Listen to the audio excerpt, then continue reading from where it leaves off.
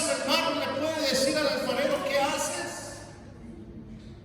¿Acaso alguien le puede preguntar a Dios qué haces conmigo? ¿Por qué permites esto en mi vida? ¿Por qué me quitas esto?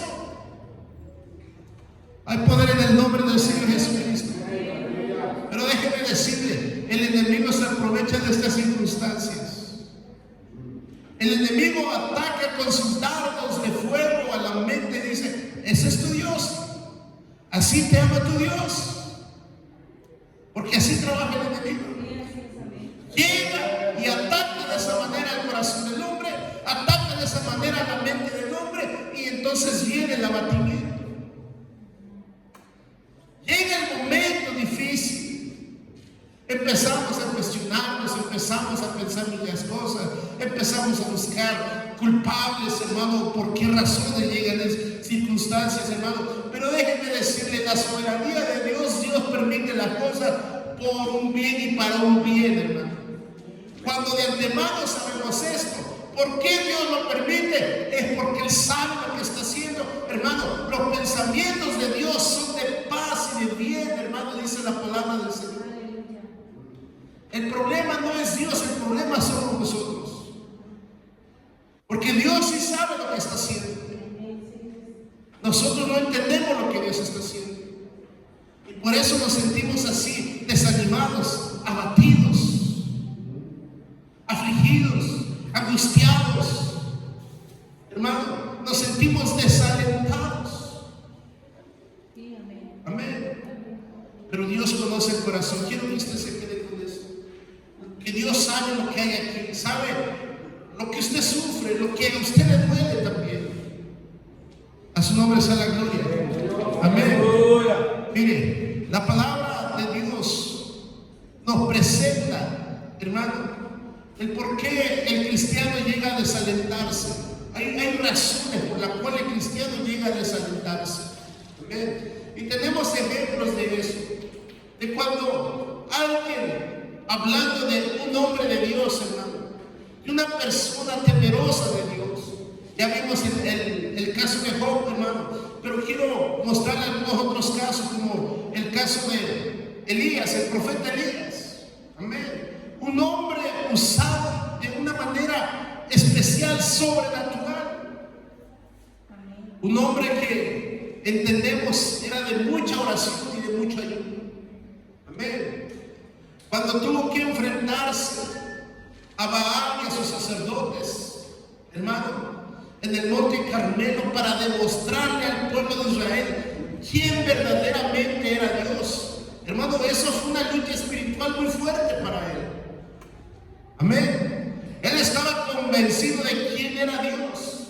Él estaba convencido de quién lo había llamado como profeta. Él estaba convencido de quién, hermano, lo estaba poniendo a hacer esa prueba para el pueblo de Israel. Amén. Él sabía que en la oración de él, Dios le iba a contestar. Amén. Él se presentaba: soy el siervo de Dios en cuya presencia yo estoy. A su nombre sea la gloria. Después de aquel momento de victoria, donde en el altar que él levantó, donde puso el sacrificio, donde echó agua en la carne, sobre el leño, sobre las piedras, se hizo ahí un charco de agua, hermano. Cuando él oró a Dios, fuego descendió del cielo, como una respuesta al clamor, a la oración de Elías, hermano. Y el pueblo supo que el Dios de Elías es el verdadero Dios. Amén. Y eso fue una victoria grande, porque el pueblo volvió su corazón a Dios, porque el pueblo se había alejado de Dios, el pueblo se había ido a la idolatría, el pueblo se había ido a hacer cosas que a Dios no le agradaban. Pero por lo que sucedió en el monte Carmelo, entendieron que el Dios que predicaba Elías, el Dios que defendía Elías, era el Dios de Abraham, Isaac y de Jacob. A su nombre sea la gloria. El Dios vivo y el Dios verdadero, hermano. Pero ¿qué sucedió después de esta grande victoria? Alguno pudiera pensar: oh, wow, estuvo tremendo, fue glorioso, oh, la gloria de Dios descendió persona, ¡oh, qué hombre de Dios! Pero cuando la mujer del rey, cuando Jezabel dijo, mañana este hombre yo lo tengo muerto. Cuando analizamos la historia,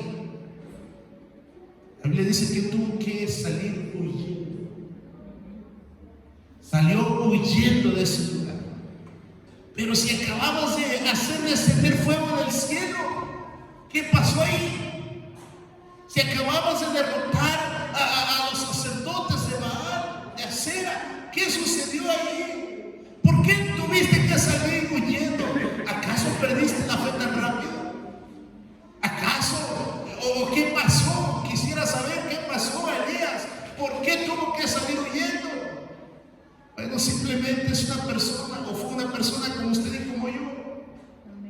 La palabra de Dios nos enseña, hermano, que fue un hombre como nosotros, con pasiones como nosotros. A su nombre sea la gloria. Hermano, él tuvo que huir, tuvo que salir caminando, hermano, corriendo, no sé, hermano, por mucho tiempo, hermano, hasta que él se sintió cansado, se sintió, amados hermanos, pues desanimado. Encontramos que todo ese momento, todo ese proceso, él experimentó un abatimiento. El mismo cansancio, hermano, de salir corriendo, hermano, lo hizo sentirse cansado, abatido, hermano. Estaba físicamente agotado, tenía miedo, se aisló, perdió la perspectiva. Amén. Al caso que dijo en algún momento, pues, por quitarme la vida. Imagínense hasta dónde llegó, hermano. Un hombre que apenas unos días antes había mirado la gloria de Dios en su vida, la respuesta de Dios, pero como es un hombre, hermano, siervo de Dios, pero al final hombre, polvo como usted y como yo. Amén. Eso no nos garantiza que no nos suceda nada, o que no nos sintamos así como Elías se pudo sentir en ese momento. Hay poder en el nombre de Jesús. Amén. Pero Dios lo dejó descansar, lo tocó, lo alimentó, lo fortaleció, habló con él y le dijo, mira, levántate porque largo camino te espera. Todavía tienes largo camino. Dios, hermano, lo permitió, sin duda alguna, que él experimentara ese momento de abatimiento. Dios permitió que experimentara ese momento de desánimo, pero aún en todo eso, Dios estuvo con él. Dios le dio lo que necesitaba. Dios lo fortaleció. Dios lo alentó. Dios lo impulsó, hermano, para seguir su camino. Porque cuando alguien se abate, hermano, y teme a Dios, Dios lo va a ayudar. Dios lo va a fortalecer. Dios va a empujarlo hacia adelante. A su nombre sea la gloria. Amén. Hermano, necesitamos entender entonces que el abatimiento llega a nuestra vida. Lo que hay que hacer es no quedarnos con ello. Amén. Tenemos otro ejemplo, hermano. Jeremías, otro profeta de Dios. Podemos nosotros encontrar que Jeremías fue escogido por Dios desde el vientre de su madre, dice la palabra. Amén. Este hombre, Jeremías, fue llamado a predicar, hermano, en un tiempo difícil en el pueblo de Israel, donde el pueblo de Israel vivía totalmente lejos de Dios, donde el pueblo de Israel, hermano, era indiferente a la palabra de Dios. Amén. Esa era la situación de Israel en aquellos días. Jeremías, hermano, como profeta, mensajero de Dios, hermano, fue enviado a predicar durante varios años al pueblo, a los sacerdotes, a los gobiernos, hermano, pero él no vio resultados. Wow. Un hombre de Dios sí ve resultados. Porque cualquiera puede esperar de un hombre de Dios que dé resultados. ¿Sí o no? Eso es lo que esperamos. Que un hombre de Dios, ungido, llamado por Dios, dé resultados. Amén. Resultados a nuestra manera, pero Dios tenía otros planes. Amén. Pero sin duda, hermano, él sintió la frustración también. Sintió la soledad y el deseo de abandonar su ministerio.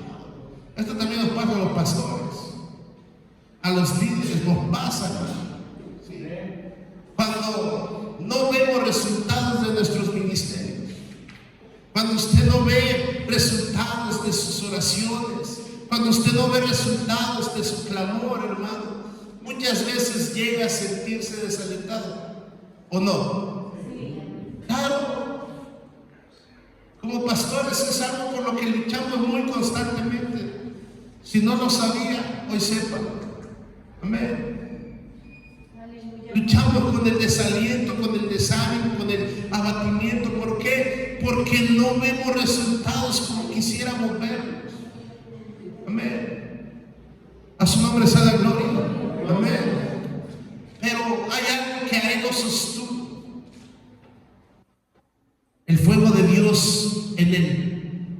Amén. En él había un fuego de parte de Dios. La palabra de Dios ardía en sus huesos, dice la escritura, hermano. Eso lo sostuvo, hermano. Eso evitó que él se quedara en ese abatimiento. Eso evitó que él se quedara en esa condición. Amén. Cuando no vio resultados y se sintió frustrado, hermano, desanimado, se sintió solo y tuvo el deseo de abandonar, hermano, algo sucedió, hermano. Lo que estaba en él lo ayudó a seguir adelante, lo animó a seguir adelante. Hermano, cuando usted pasa por esos momentos difíciles, hermano, yo lo que puedo mirar es que cuando uno pide y no recibe como pedimos, es cuando más somos afectados por el desánimo.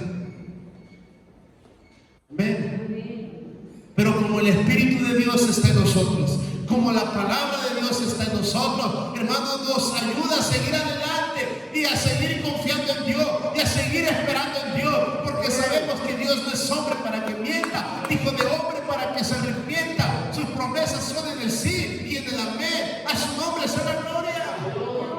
Amén. Denle la gloria al Señor. Amén. Jeremías quizás no dio los resultados que muchos esperaban, pero Jeremías no fue llamado para un éxito visible, sino más bien fue llamado para ser fiel. Fiel en su ministerio. Amén. Entonces, Jeremías nos enseña una lección, nos da una lección, hermano. Podemos encontrar algunas otras razones, las circunstancias, como en el caso de Job, como ya vimos, hermano. Dios permitió esas circunstancias porque conocía el corazón de Job. Y al paso del tiempo, no tenemos en la Biblia registrado cuánto tiempo pasó desde el momento que le vinieron esas pruebas a Job al momento en que Dios restauró todo multiplicado al doble. Porque Dios no te va a dejar ahí. Pensé que iba a decir amén. Pensé que está conmigo en el mensaje, me está entendiendo. Dios no te va a dejar ahí. Dios no te va a dejar ahí. Dios no te va a dejar ahí, iglesia.